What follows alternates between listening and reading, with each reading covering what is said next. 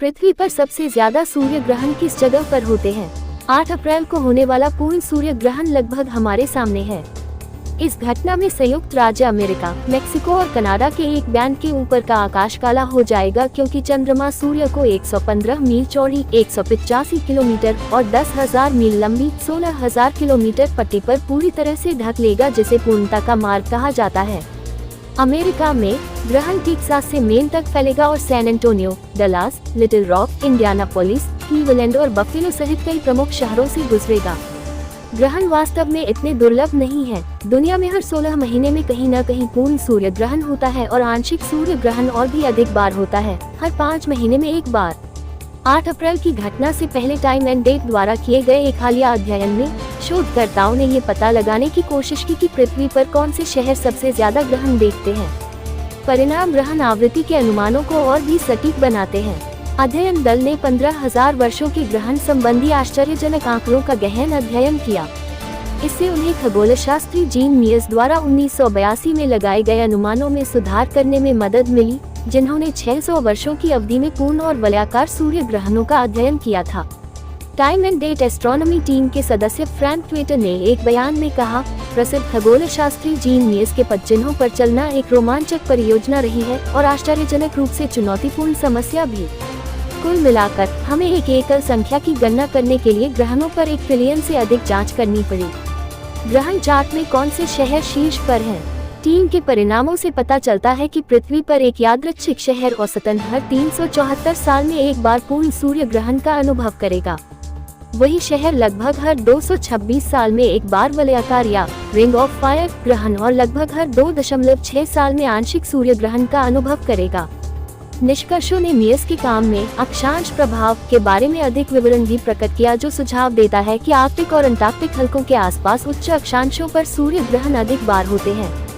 भूमध्य रेखा के पास के स्थानों पर लगभग हर 2.8 साल में एक बार सूर्य ग्रहण होता है, जबकि आर्कटिक और अंटार्कटिक स्थलों पर औसतन हर 2.2 साल में एक बार होता है।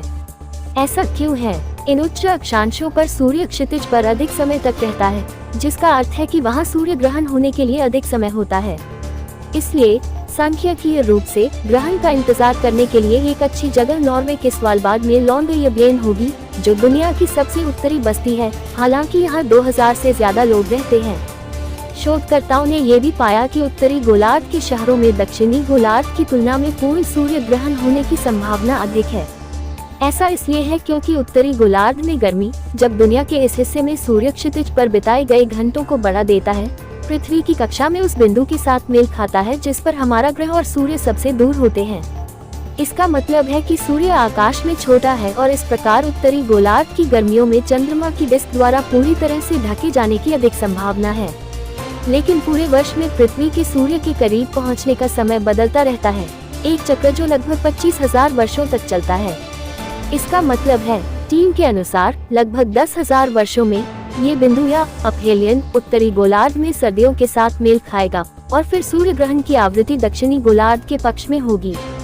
चाहे आपके इलाके में कितनी भी बार सूर्य ग्रहण क्यों न हो और आप लॉन्गयबेन में रहते हो या इंडोनेशिया के पुंटियानिक में, जो भूमध्य रेखा पर स्थित है, किसी भी ग्रहण को देखते समय जोखिम न लें।